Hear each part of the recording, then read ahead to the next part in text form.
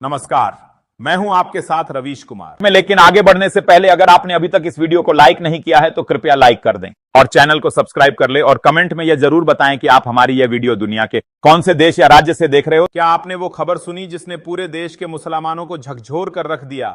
एक ऐसा bill pass हुआ है जिसने देश भर के मुसलमानों को हिलाकर कर रख दिया है। बात हो रही है वक्फ एक्ट में बदलाव की, उस बदलाव की जिसे मोदी सरकार ने मुस्लिमों के हित में बताया, लेकिन जमीनी हकीकत कुछ और ही कहती है।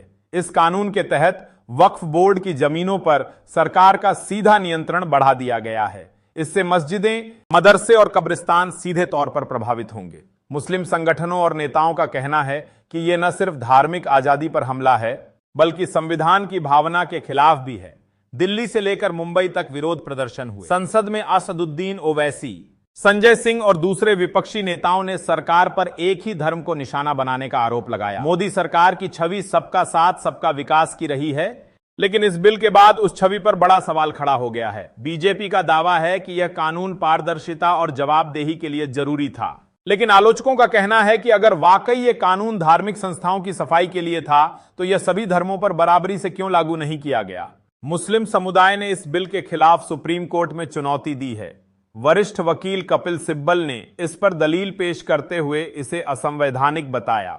इस बीच महाराष्ट्र में एक जैन मंदिर गिराने की खबर ने बहस को और तेज कर दिया है। अब सवाल उठने लगे हैं कि क्या सरकार सिर्फ अपने वोट बैंक को सुरक्षित रखने के लिए बाकी धर्मों को निशाने पर ले रही है। राजनीतिक विश्लेषकों की राय है कि यह वक्फ संशोधन उसी सिलसिले की अगली कड़ी है जिसमें पहले सीए, एनआरसी और कृषि कानून लाए गए, वो कानून जिन्हें बिना आम सहमति के पारित किया गया। इस बार मुस्लिम समुदाय एकजुट नजर आया, विरोध की आवाजें तेज हुईं।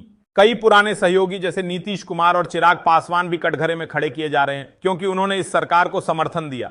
अब देश की निगाहें सुप्रीम कोर्ट के फैसले पर हैं, लेकिन उससे पहले यह साफ हो चुका है कि यह सिर्फ एक समुदाय की लड़ाई नहीं बल्कि लोकतंत्र और संविधान को बचाने की जंग बन चुकी है। क्या अब इस देश में मुसलमान के सारे हक छीन लिए जाएंगे?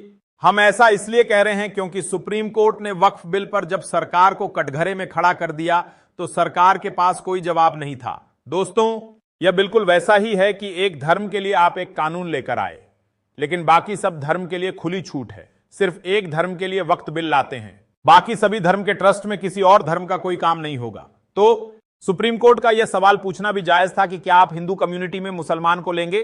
तब सरकार पूरी तरीके से मौन हो गई।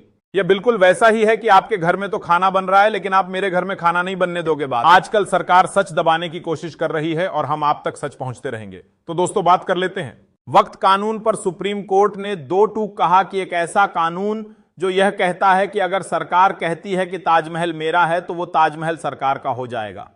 हमने देखा कई ऐसे पक्षकार आए जिन्होंने यह दावा मंदिर था। अगर देखा जाए तो सरकार की नीयत यहीं से देखी जा सकती है। सरकार एक बिल लाती है। जब सरकार से पूछा गया कि भाई आप हिंदू कम्युनिटी में मुसलमानों को जगह देंगे, यानी कि दोस्तों जैसे वक्त की जमीन होती है वैसे ही दोस्तों मंदिर की भी कम्युनिटी होती है और ईसाइयों की भी होती है। वो बिल सिर्फ मुस्लिम समुदाय के लिए ही होता है, जबकि इस देश में कई तरीके के धर्म हैं, हिंदू, मुसलमान, सिख, ईसाई, बौद्ध।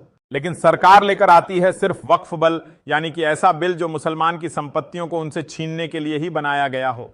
जब सुप्रीम कोर्ट में सुनवाई शुरू होती है, सरकार से इस पर सवाल पूछा जाता है तो सरकार मौन हो जाती है। मुस्लिम समुदाय की तरफ से यह दलील दी गई थी कि यह मुसलमान की जमीन छीनने का बीजेपी का षड्यंत्र है। भारतीय जनता पार्टी यह नहीं बता पा रही कोर्ट में कि आखिरकार आपके पास जो संपत्तियां हैं वह पंजीकृत होगी या नहीं वक्त की रहेगी। जिन लोगों की जमीन जिनके नाम नहीं है, जिन्होंने सालों पहले, 1000 साल पहले मस्जिदों के नाम की थी, वह जमीन है सरकार की हो जाएगी। तो ऐसा कैसे हो सकता है कि आपके पास इतने पुराने कागज हो? मान लीजिए किसी जगह पर कोई मस्जिद है, अगर उसके कागज आपके पास नहीं तो क्या आप उसे मस्जिद को वहां से हटा देंगे? कि अगर आपके पास उस जगह की कोई भी दस्तावेज नहीं है तो क्या इसका मतलब है कि वह मस्जिद की जगह सरकार की हो गई? कपिल सिब्बल और मनु सिंघवी ने बहुत ही शानदार दलील दी। तब सरकार की तरफ से पेश हुए वकील तुषार मेहता के पास कोई जवाब नहीं था। यह बिल्कुल वैसा ही है दोस्तों कि किसी और के पास भले ही चोरी का पैसा हो, लेकिन अगर आपके पास है तो आप सबसे बड़े गुनहगार हो। तो सरकार ने सिर्फ मुसलमान की संपत्तियों के लिए कानून बनाया। हर धर्म की अपनी एक कम्युनिटी होती है, मंदिर की भी होती है, मस्जिद की भी होती है, चर्च की भी होती है। हर समुदाय अपने धार्मिक स्थानों को अपने हिसाब से चलाता है, लेकिन इस बार सरकार की नजर सिर्फ एक ही धर्म पर गई और वो है इस्लाम। बीजेपी सरकार ने बड़ी चालाकी से मुस्लिम धर्मस्थलों की कम्युनिटी के अंदर अपने लोगों को घुसाने की कोशिश की। लेकिन जब यही सवाल सरकार से पूछा गया कि क्या मंदिरों में भी वो आउटसाइडर को शामिल करेगी, तो सरकार चुप हो गई। आज लोग सवाल पूछ रहे हैं कि अगर ये कानून सभी धर्मों के लिए होता तो क्या सरकार मंदिरों की कमेटियों में मुसलमानों को भी जगह देती? जवाब सबको पता है, नहीं देती, क्योंकि सरकार को पता है अगर उसने हिंदू धर्म के दायरे में किसी आउटसाइडर को डाला तो बीजेपी के वोट बैंक में दरार आ जाएगी।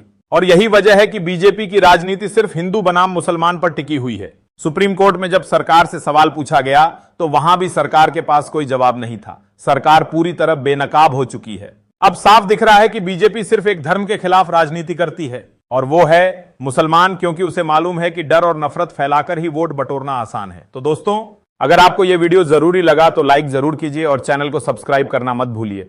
और हां, नीचे कमेंट में जरूर बताइए, क्या आपको लगता है कि सरकार का रवैया एकतरफा है या यह सिर्फ राजनीति है? आपकी राय इस मुद्दे पर बहुत जरूरी है।